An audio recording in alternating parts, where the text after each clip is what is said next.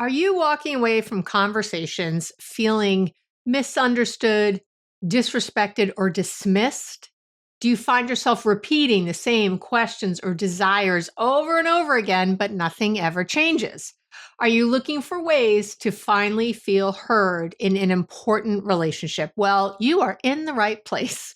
Whether you're struggling with your partner, dad, sister, best friend, this 3-step process for being heard in any relationship is going to help. So stay tuned. Welcome back to the podcast. I am your host, Dr. Abby Medcalf. You already know that. That's why you're here. Don't know why I repeat it sometimes, but there you go. Oh, I've had a lot of questions about today's topic, and I really do want to just jump right in. So I think we're going to do that. And I want to say, though, give a little caveat, which I'll talk about at the very end also.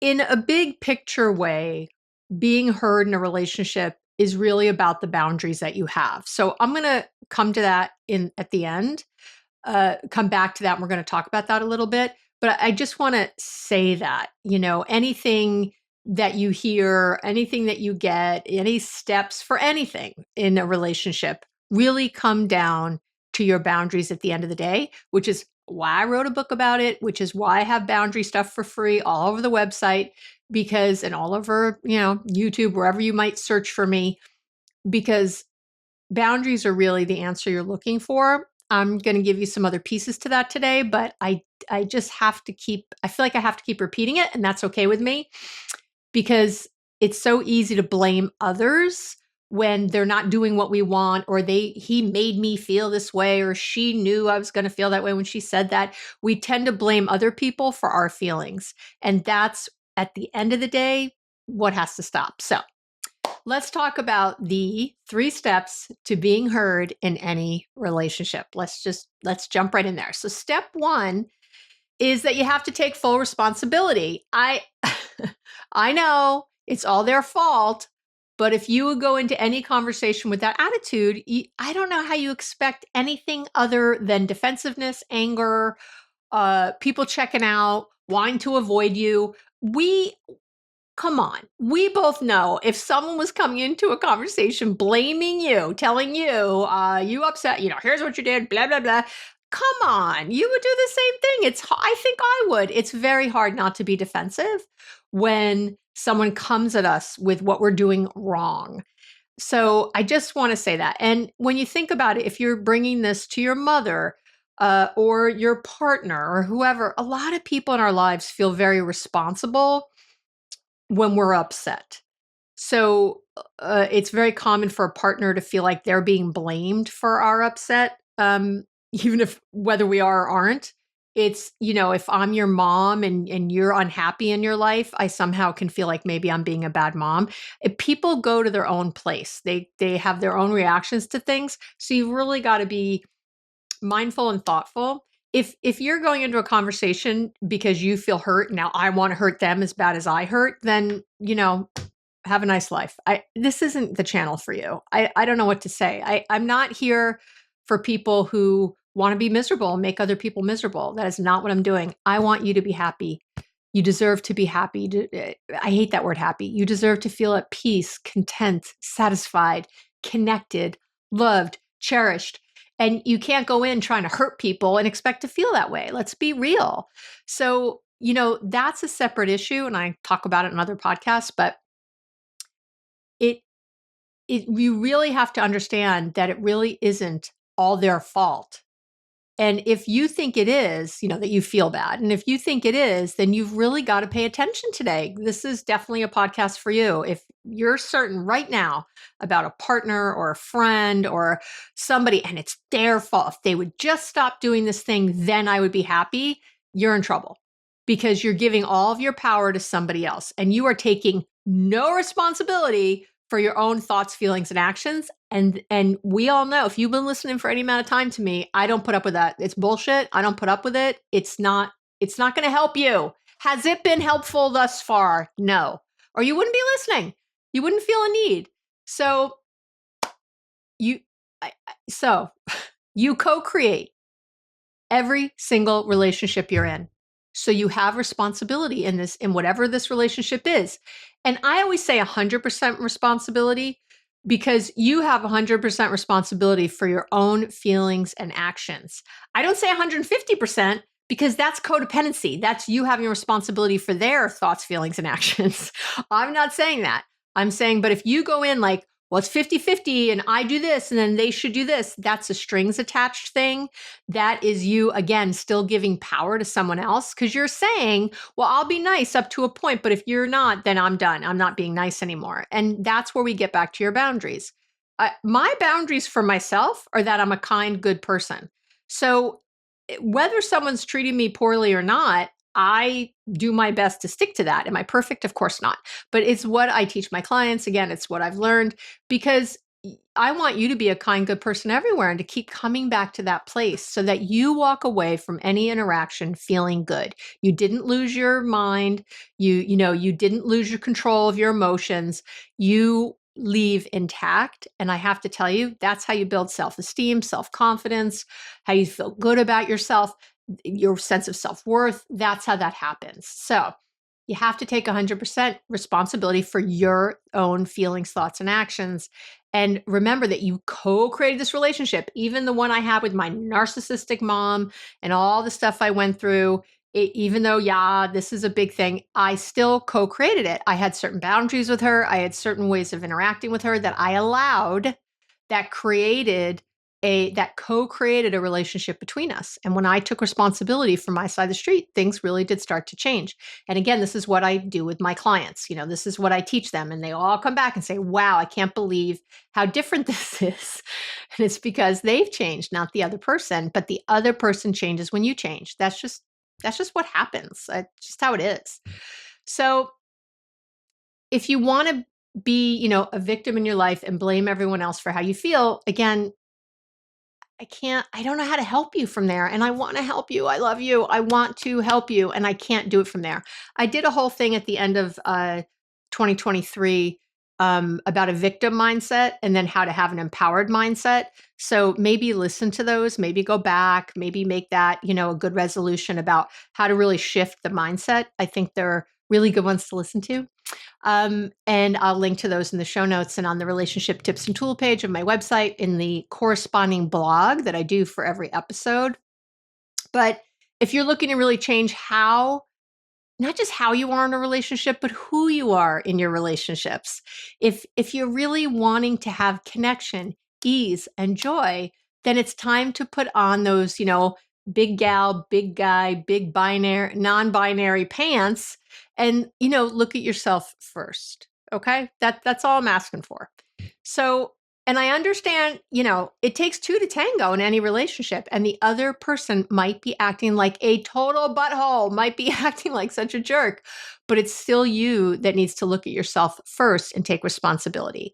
You hear me say it, whoever's in the most pain needs to change first. If you're the one listening, you are, my friend, are in the most pain, and you are who I'm here to help with strategies and love and action tips. So let's do this thing. I didn't say it was easy or fair, okay? But it's the only way to get to the peaceful, you're looking for peace, ease, and joy in your relationships. I know you are because you tell me all the time. So if you want to stay upset, blaming, resentful, then by all means, keep doing what you're doing. But if you'd like to do something different, then taking responsibility for your own feelings and reactions is first and foremost. It's step one, because you might find, and this is what's crazy here or wonderful or whatever, is that you might find that you don't even need to share this thing that bothered you so much when you do that. You might realize that you are being triggered by something from your past, and you might be able to sort your feelings out on your own. I cannot tell you how many clients I've had where they came in, to the session. They're like, oh, I'm so mad at my mom. I'm so mad at my partner. And they did this and they did this and they're blaming. And by the time we've worked through a little tip I'm about to teach you, it's a super great tool to use. By the time they've worked through it, they're like, I see the shoulders drop. So a lot of times they're crying because they're really getting towards what is. And they have a very different way of approaching the issue with the other person. They have aha moments first. So they either feel like, oh my gosh, this isn't about them, this is about me. and how I'm reacting and the boundary I have or something else. They get that, and they get that they don't even have to talk to the other person about this thing. Or they realize that the way they're going to approach the conversation is 100% different because of this sort of aha they've had. So this a great tool I use with my clients is something, I talk about a lot. I learn most of the things, I feel like I learn most of the things I teach you in the business world. And you all know I do have a master's in counseling psychology, and I have been in the psychology field and counseling field and coaching, whatever, for almost 40 years now. But my PhD is in organizational psychology. And so I have this kind of marriage of the business world and the counseling world. And I tell you, a lot of my little tips are from the business world because that's what, in organizational psychology, you're learning how to help people and organizations get along better, how to have, corporate cultures merge, all kinds of things. And really that is so much about, relationships are relationships, learning to really be is a very elemental, very human thing. So there's something called root cause analysis. And boy, if you've got an MBA or you work in this field, you know that it's very common. Okay. So in business, root cause analysis, or RCA, it's a group of techniques and strategies that are used to identify, you guessed it, the root cause of a trend or an event that happens. You're really trying to dig below. You're looking beyond the obvious or the superficial cause and effect. That's what's so cool about it. You're looking for where a system or a process failed or caused an issue in the first place. And that is what's so cool, right? Think about your interaction with your partner. If this is because of a childhood trauma you had, it doesn't mean that you don't want that to change. Let me just say that. If the person is doing something constantly that's triggering it, I'm not saying you don't want to work on that. I'm saying when you understand truly where it's from, when you have a conversation and are like, oh, I'm triggered by this and da da da da da, it's very different because you're not blaming them for what's happening. You're taking responsibility. You're asking for help.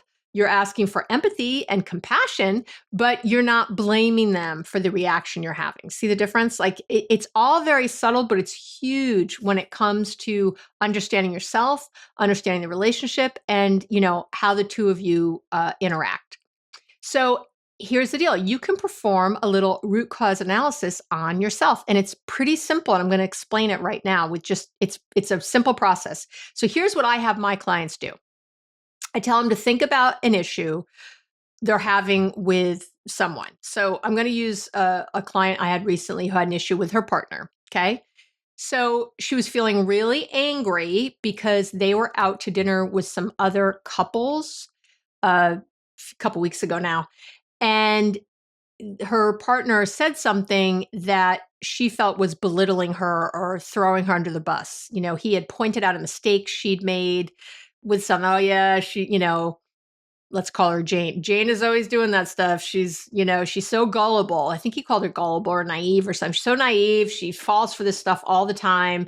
He was, not cool. And he was laughing about it. And some of the other people, a couple of the other people, there's about 8 people at the table, were laughing with him at her expense. And she was furious. She said she didn't talk to him the rest of the night, and they had a big blow up when they got home because, of course, he told her she was being too sensitive and blah, blah, blah. So here's what I do. So I said to her, okay, and I had her write I think it's better if you write this down, but if you feel like you can't, you can also do this next part out loud or in your head. But what you want to do is think of that thing. So I have my client think of Jane, we'll call her, think about this thing where her partner called her naive or gullible or stupid or whatever it was. And I had her ask herself, okay, what makes this a problem? So what makes, and insert the thing, what makes my partner saying that I was naive and laughing at it a problem for me? Okay. And then you write down your answer, note it in your head. Okay. So her answer was initially something like, well, he embarrassed me in front of my friends. I said, great. So now we're doing root cause analysis. Okay. So we're going a little deeper with each one. Okay, so now you're going to ask the same question, but you're going to insert your last answer, not the first answer, the last answer. So now you'd ask, what makes the fact that my partner embarrassed me in front of my friends a problem for me? See, we just inserted in. So I had her answer that again. She said, well, we're supposed to be a team, and he didn't have my back when he said that. And by the way, that I think that took 2 or 3 times to get to that one. I'm not going to lie. Whoop, excuse me, coughing. Water. So, and that was okay because you just keep doing this. So now we're going back and we're asking the same question again with the last answer. It's always with the last answer. The question is, what makes X a problem for me? So now it's, what makes my partner and I not being a team, my feeling like my partner doesn't have my back, a problem for me? See where we're going here? Okay. So what's going to happen, and this is what happened with my client and happens with all my clients, is that you get closer and closer to a root cause, a real answer, the real reason you're upset. And what she came to was that, and this is most people's answer, the reason we're upset with someone is because she said, I feel abandoned, I feel rejected when he says things like that. She was able to say things like, I feel so alone in this relationship. And I feel alone a lot in this relationship. Like that's, what about feeling alone in this relationship is a problem for me, right? And then we do it again. And she said, well, I don't feel cherished and adored. All right, what about not feeling cherished and adored in this relationship is a problem for you? Well, it reminds me of how my dad treated me when I was little, and I never felt like I belonged. And she was bursting into tears at this point as we were doing this. And I mean, because as you get to what's real, you start to truly feel it. And so notice at no point are we saying that she shouldn't talk to her partner about it, or that she shouldn't feel this way or invalidate. No, it's all so important. But to get to, that anger, he's an asshole, he's such a jerk, I hate him, I'm getting a divorce tomorrow, talk to, wow, my whole life I felt like, and she talked about how she felt like the black sheep a little bit in her family. Her other sisters, she's from about 3 girls, they were more like her dad, like they got all certain kind of attention and she didn't. And they used to gang up on her and sort of tease her for her ways. They were sort of like a sporty family, and she did play sports, but she was more of a bookworm, more of an artsy gal. She liked to do arts and things like that. And, she was in plays at school, and they just would tease her relentlessly about it. And so she didn't really ever feel fully accepted or fully part of in her family. And then she's in a relationship with this man where she feel, and just like in this example, they went back and had a different conversation, and she came back saying, oh my gosh, I can't believe how much better that went, because she was able to be real about, when you start a conversation saying, there's something I haven't shared with you really, or I've shared with you, but not in this way. It's something I've just realized. And that's, as a kid, my sisters, my dad, and by the way, they were still doing it as she's an adult now, and they still do it. Her sisters and her dad kind of gang up on her, and her mom is very quiet about it. She doesn't say anything ever. She doesn't take her side. And she feel, again, there's all these other issues like around the mom and not defending her and not maybe taking her, anyway, not talking to the dad about it. There's so many layers to it. And she was just able to talk to her partner about it. And she said he was so great and he felt terrible. And, just about that. And then she was able to sort of talk about, this is why I was so angry the other night. I realized that my anger was misplaced, that really it's this hurt I want you to hear. And it's not your fault. I know that you're just kind of joking or whatever you're doing, but I need you to know the impact it has on me. And whether that's, I'm being triggered. So I get that that's not your fault. You didn't raise me this way, whatever, you weren't there for the first 20 years of my life.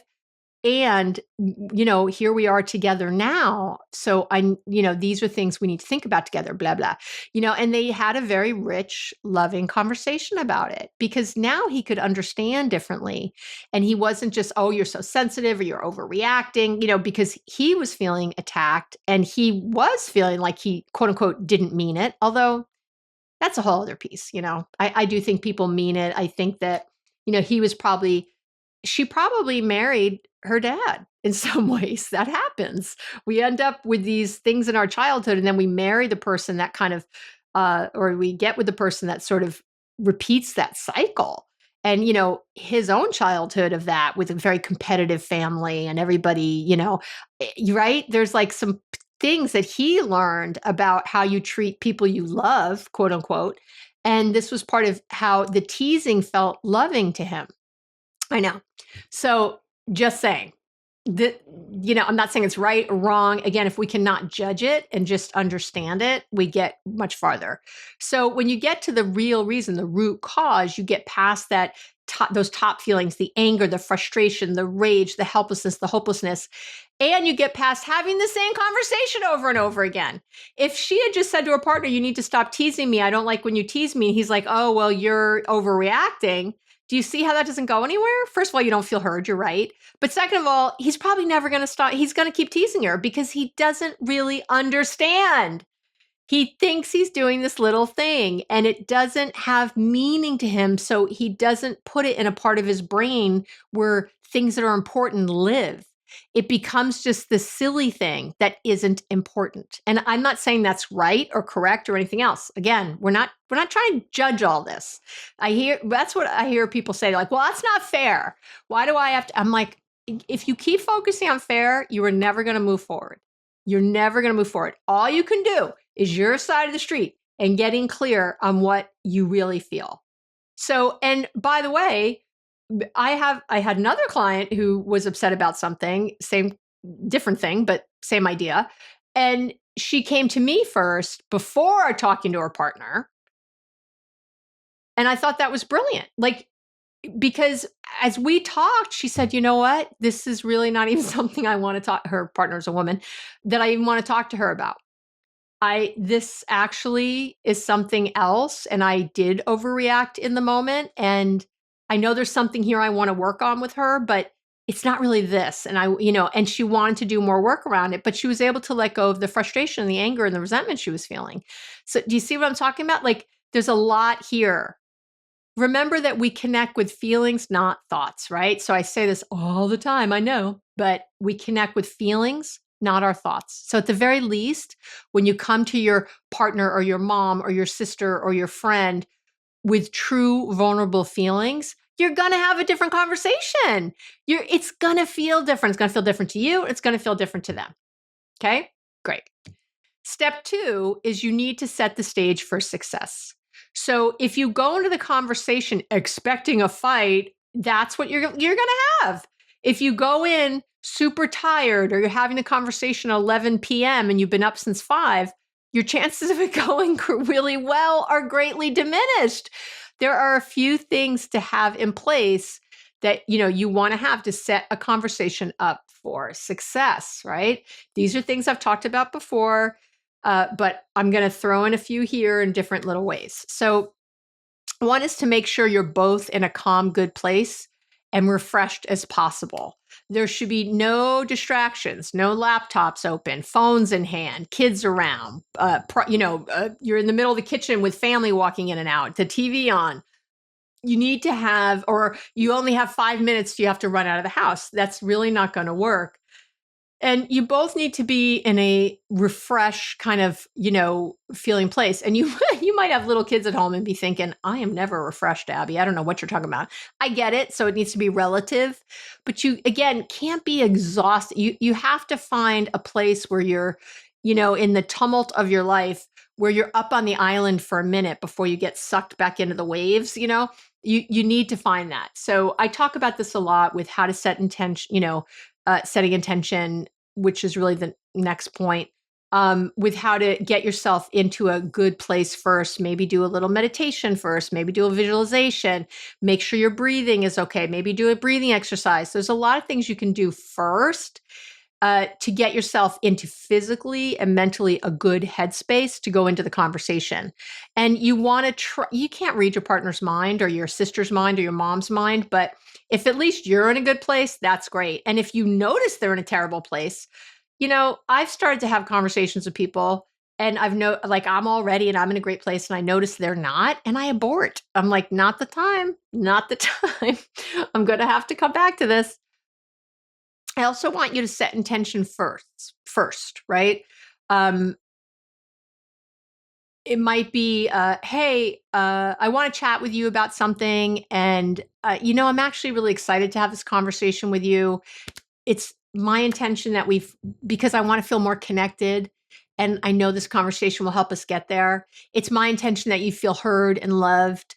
It's my intention that we both walk away feeling closer and more connected. Notice how just the tone of that changes when you tell someone we have to talk. That is the worst. Don't say that. Don't ever say we have to talk. Gary and I sometimes have it as a joke. I'm like, oh, do we need to talk? Because we know it's such a triggering conversation to have. So don't say we need to talk ever. Okay. Just say, oh my gosh, there's something I really want to talk to you about tomorrow. Or later today or whatever. And they might say, well, what is it? It's like, it's just something I've been thinking about. And I don't know, I just want us to sit down and I feel like we'll both have good ideas about it. I feel like we'll both really I just feel like your brain on this will come up with a good solution. And it just, now's not the time, but it's good. Let's just talk later. That is not going to have anyone on the defensive, is not going to have anyone upset, is not going to have, and you're not ambushing anyone because you should go in with that. That's how you're supposed to go in. Remember, you have to connect to correct. Oh, Abby, you say it all the time. Yes, I do. Why do I say it all the time? Because it's true. And it's because what you need to do. So you have to feel some sort of connection. Don't have this conversation when you're in a bad place and disconnected. When you're in the middle of a huge fight, you can't do it. Find a time when you're at least at neutral, maybe even getting along. And again, it's okay to wait to have the conversation. Sometimes it's even helpful to be kind of further from an event. So there are you're not in the hotness of it. You can also set yourself up for success by saying up front if you want comfort or solutions. I forget who originally coined that, but it wasn't me. But I use this a lot. I have my clients use this a lot. It's such a great way to get someone, again, it's like setting intention, like, hey, I'm excited to have this conversation. I'm letting you know right now, I don't want solutions. There's something I want to talk to you about. I want to try to figure out with you. I mostly want us to just have comfort in each other. I want you to feel heard. I want to feel heard. That's kind of where I'm at right now. And then we can go to solutions. It's wonderful to let the other person know that, what your goal is and having the conversation so they can more easily get into the right mindset, right? These are good stuff. These are really good things. All right. And then step 3 is the one that's really different than what most people will tell you. And that is to make it all about questions. But there's a place where this goes off the rails from where most people are. So stick with me. So before you go into the conversation, focus on what you want, not what you don't want. If you start the conversation, so you got all that great setup, right? You did it all. Abby, I was in a good place. I meditated. Oh, it was beautiful. I set intention. We said all the nice things. If you do all that, right? But if you go in with with saying what the other person is doing wrong and how upset you are by it, you're not going to get far. That can't be the start to the conversation. And that's the first mistake most people make. I'm going to give you the other one, but is that they go, oh, they do all this setup and everything's great and we're in a good place and I want comfort and not solutions. And then they say, I was so angry the other night when you did this. You were attacking. You called me an idiot. You were teasing me. You start labeling what they're doing. You were mean. You were thoughtless. You were whatever. When you did this, I felt this. Don't. Stop. Or, you made me feel X the other night. You made me feel really upset the other night when you blah, blah, blah. Remember, don't blame them for your feelings. Stop. This is where things go wrong. So it doesn't matter that you did all the other parts right if you don't do step 3 right. So instead, think of what you want and start with a question from that place. What I always say, start with trying to learn something, not prove something. So really think about it. The reason you want to, like the client I mentioned earlier, right? With the husband who was teasing her in this conversation and with this friends and embarrassed her in front of her friends and, abandoned her and she felt rejected and all that. What is she looking for? Well, I asked her, I said, what are you looking for? She's like, well, I'm looking for him to stop that behavior. I said, no. What are you looking for? That's what you don't want. You don't want that behavior. What do you want? What do you want? And this took a minute. Sometimes we get so focused on what we don't want and we're just about that. We'll just stop this. If you just didn't do this, then we'd be fine. No. What do you want? And she said, well, I want to feel like a team.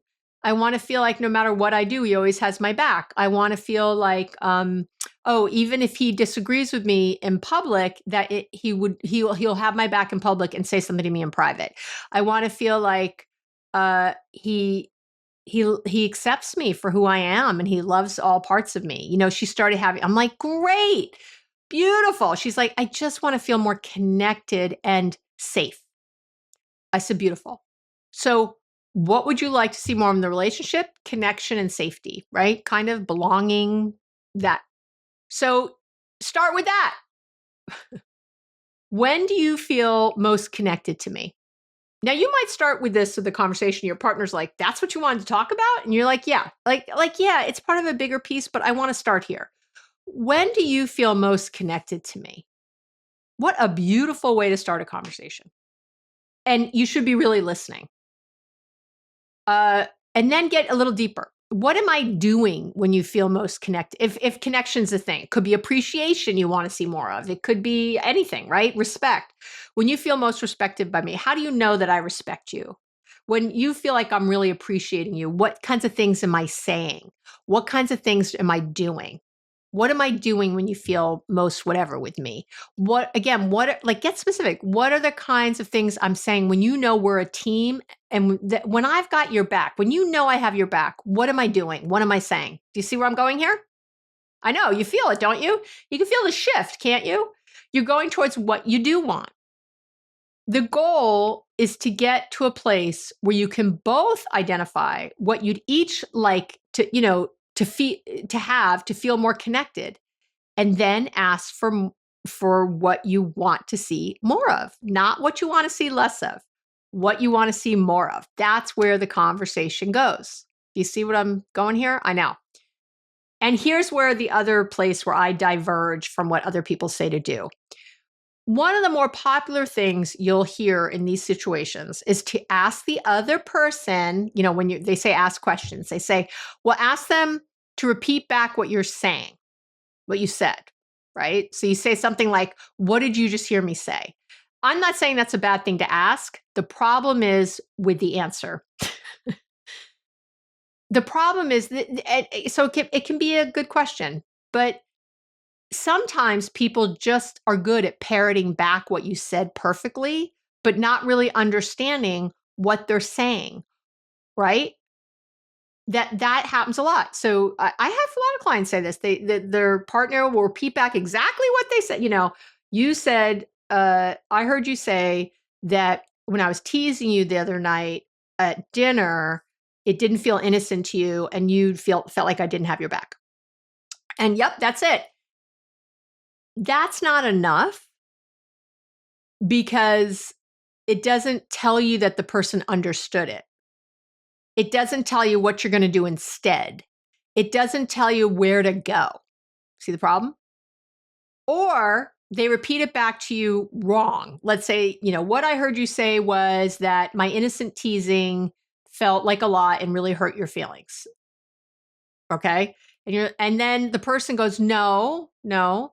That's not what I said. It's not innocent teasing. Or maybe you feel it is. It doesn't feel that way to me. And I feel abandoned. I feel rejected by what you're saying. Like, we go back to like describing, and a lot of times people will just repeat the exact same thing back.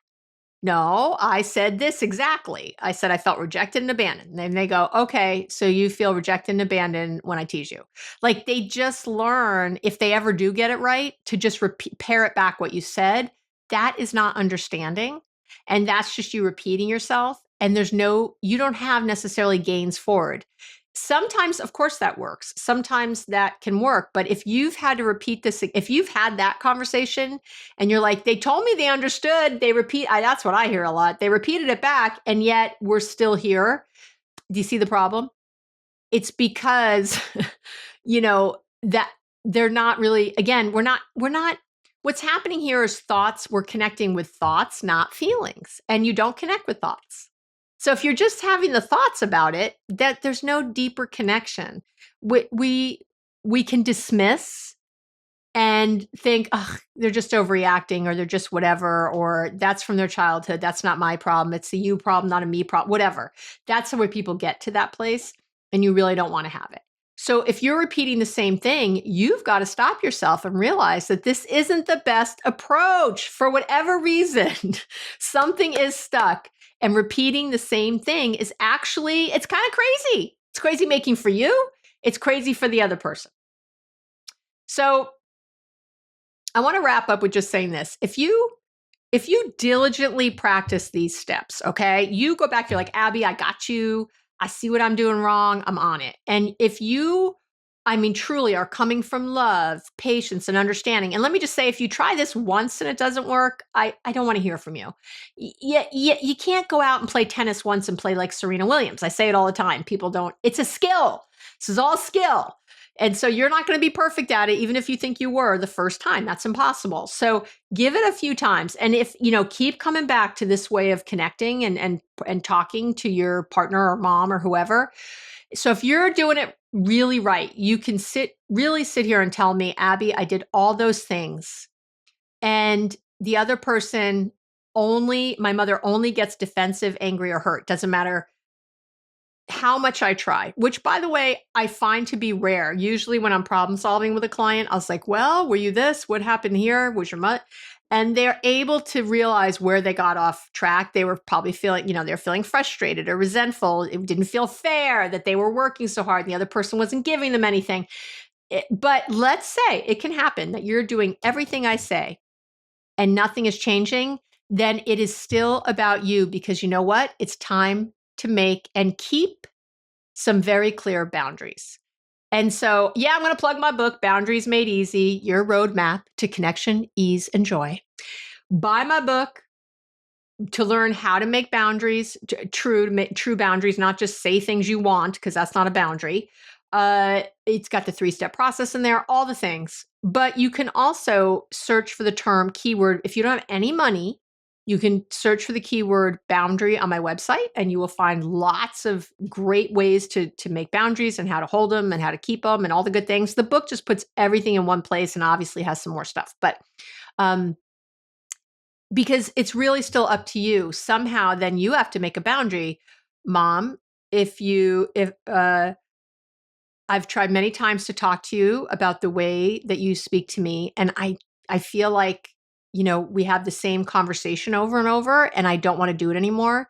So for now on, I'm letting you know when you speak to me X way, I'm not going to say anything. I'm just going to let you know I love you, and I'm going to leave the room, or I'm going to hang up the phone, or I'm not going to respond to your texts or whatever.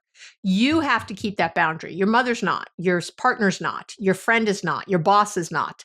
It's your job to hold your boundaries. It's no one else's job. Again, 100% responsibility still applies.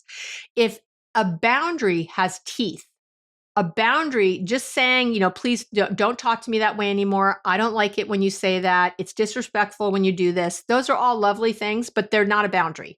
It's just you talking. Nothing is a boundary unless you have something you're going to do if the person does it, crosses it, says the thing, does the thing. That is the only time it's a boundary. That's it. That's it. That's the only time.